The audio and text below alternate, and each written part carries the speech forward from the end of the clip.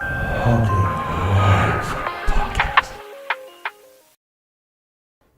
In part 2 of our Christmas episode, we continue to talk with Kevin and Liam about their series Dark Dealings on YouTube. If you like our content, hit the like button and continue to support us. It helps our channel grow. Visit our sponsor, the Most Gifted Psychics. Call 866-228-2883 and mention code word HauntingLive to receive 10 minutes for just $10. 100% satisfaction guaranteed.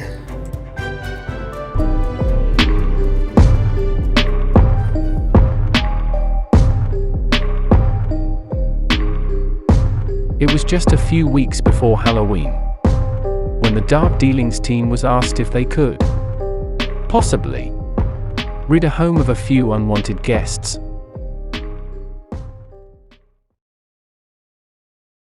Yeah, it's great the way things work out like that. Like when you guys have that passion to do what you like to do, and even if your background is in research or something like that, it helps out and makes it work with the show too. And let's continue with that. I want to ask Liam now too. What type of tools and stuff do you like using on the show?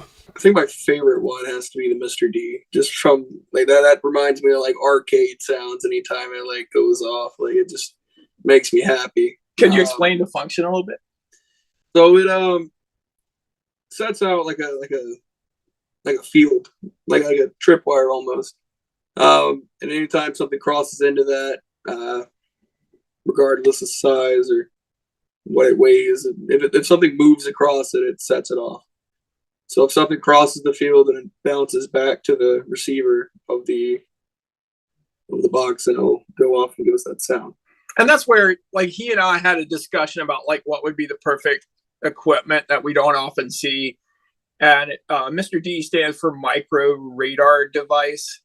So to have radar create a 360 degree dome around everything, and whatever crosses, is that correct, permeates that dome, then it is detected. It was so different than some of the motion activated, something has to be standing right in front of it. We had the coolest, it was like a coffin motion detector on Knock Knock Ghost. And I was like, it was the coolest thing ever. But getting it to be set off at all was ridiculous. It's about, it's maybe the 10 feet in front of it on the business end of the detector, where this one, you put the box down and you run and you stay out of the dome. And we've gotten a lot of weird, trippy hits. Yeah. What's one thing that you remember from filming that's happened to you guys? Is there one thing that kind of stood out from your episodes so far that you'd like to talk about? You go with this one. Oh, I have a couple. Definitely the haunted doll one of the ones that shook me up. I don't remember if we put it in or not, but it kept saying Liam over again through the spirit box. And I'm used to it saying your name, and that's cool and whatever, but I've never had that happen, and I was not fully comfortable with that. We only left a few Liams in, but it probably said Liam's name 10 or 15 times through two different boxes, the spirit box and a program called Vocabus by Anthony Sanchez. But to have, it was so consistently Liam, I think, and I looked at him, I could tell he was getting bothered by it. And then probably, although it's tough with skeptics because, they see a piece of video evidence and they can shrug their shoulders or whatever. But when we got home from the bakery episode and we sat down and we started reviewing, we had set up a static camera upstairs, and you set it off with full spectrum, right? Yeah. Sitting there with full spectrum on. So it's static, is sitting in one position. We collect that piece of equipment. We didn't realize that while we were talking downstairs, that the bakery light upstairs, one of the bedroom lights, comes on. It turns on, and we're clearly downstairs. Unfortunately, we were on like a break. You can overhear us in the episode, so we've transcribed what it says, talking about where we position things. But so it's not until we got home where we're like, holy shit, or holy crap, that light went off, and we're like idiots. We didn't realize it at the time. You walk back upstairs and just assume that you left that light on. But I remember he was a little bit shook when he saw it. Yeah. So, Liam, then are you used to activity happening around you, or is that something new to you since you started filming? I feel like I've had like one or two experiences like just around the house, and like that's normal. But I feel like when you start like, going out on an investigation, you're actively finding it, then you start to see it a lot more, and it starts to affect you a little bit more. I like to have my dog around me, so if something moves, knocks, whatever in the room, I just blame it on him, right? And then, but when it's just me and you, and we're locked in a building, yeah, it's different. A little bit different. No comfort animal. Yeah, no comfort, only the dark. No, for sure. If you guys separate in a building or something and you're on different floors and then stuff starts happening, then you really don't know what to do. Leaving me alone. Yeah, it's kind of funny because it was the candy shop when we did our holiday episode. There was a voice that came through on our mic, and it was at a good time because we had already heard activity behind us and stuff. But it sounded as the voice said hush, and so it's kind of weird for him at least. That now we have evidence of what I experience every day. So it's like inviting the tech guy into my world a bit, and being able to I'm like excited by most of the evidence, and sometimes some of the evidence makes him nervous. Have you, Liam, been nervous yet on locations, or is it something that you're getting used to now? Or I feel like the going into the Haunted Doll episode into that house, like I was joking around, I told Sam I'm off to get possessed, and Dad's like, you can't joke about that, scolded me, gave me like a lecture on why you can't do that, and that definitely that made me really nervous going into it. Yeah, I came down like a dad, I guess, Trevor. There was a moment where he joked about being possessed. We're getting ready to go do this home clearing. I'm like, probably not the joke you want to make when we're going to go clear space, not exactly knowing what we're going to face. Yeah. That's what you're going to do, right? Is to go out and investigate these locations, but you don't know what's there. You find that out once you get there. So you really have to be careful when you're out investigating. Like you have to watch what you say, watch what you do, right? So yeah, we've got a couple locations coming up next year where their background's definitely shady and negative, and a lot of the paranormal reports are very negative.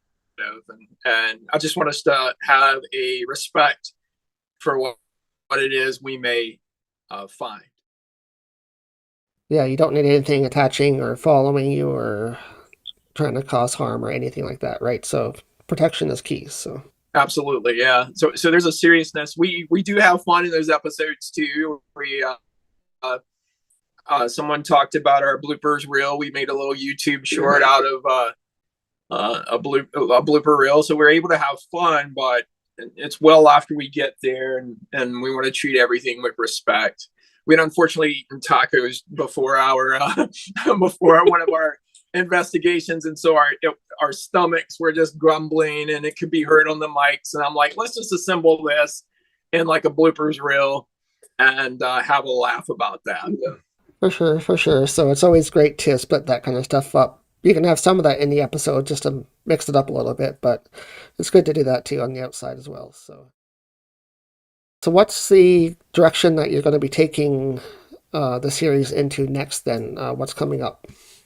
Well, for so the next 2 months, we're trying to hit a couple like abandoned locations. We made a contact at the Candy shop. Yeah, what was it? Antidote Apothecary Candy Shop in Niagara Falls, which we investigated for our Dark Dealings holiday special. But we made a contact there who Jamie's a photographer, and he knows several locations that he would love for us to explore. So we're going to take him up on that. I'm also filming a TV show for APTN, Aboriginal People's Television Network. I'm going to be on a show called Ghost Hunters of the Grand River. Haven't been in season 1, but I'm been invited in for season 2. I'm looking forward to working with Six Nations investigations and paranormal experiences, and just looking at it as a learning opportunity too. So after that, we're going to tackle more dark dealings. We plan to go stateside a few times. We'd love to hit some of the bigger battlegrounds, Civil War battlegrounds, Gettysburg, Antietam, places like that. I've been invited by another YouTube paranormal personality to investigate with her. So probably be going to the American Southwest to do that. So some teamwork going on over the course of the year. And of course, we've decided to, bring in the episodes that deal with alien abduction. And Liam wants to do a Wendigo episode. I'm not sure about the logistics there, but why not? And we already have an episode lined up that'll be about like curses and hexes. So we tend to branch out a little bit, and at the same time, we want to stick to our roots of maybe half of our episodes being traditional ghost hunts. Sounds great. Sounds like you got a lot of good ideas coming forth, and we look forward to seeing those out shortly in the new year, hopefully. And look for more dark dealings coming soon. Thank you so much, guys, for coming on. I appreciate it, and we look forward to the series and watching it on YouTube. Is it anywhere else, or is it just strictly on your YouTube channel? It's going to just be on YouTube for now. We've had some people entertain the possibility of it being polished up and airing elsewhere. It's kind of existed as a big sizzle reel, something that they want to see to pitch a TV series. I've had one producer come forward and ask if I'd be interested in polishing it up. It was early in the birth of Dark Dealings last year. We'd probably just been filming 3 months or so, and I was like, can we review this and talk about it in the new year? Because I felt I still needed to get what was my vision out there before someone else decides to take it on and make it theirs. Yeah, definitely. You want to get your ideas off your chest first and produced and done your way, and then see what happens from there for sure. So, but thank you guys so much for coming on. I really appreciate it. Happy holidays to your family, and stay safe as well. So thank you so much. Thank you so much. Be warm in that winter storm tomorrow, and yes. All the best to you, and have a brilliant holiday season. You guys as well. Thank you so much. Thank you so much, Trevor.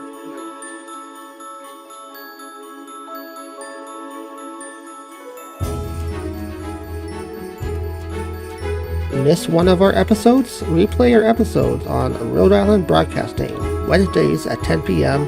EST. Show your support for Haunting Live by supporting our broadcast partner, Rhode Island Broadcasting. Find them on YouTube.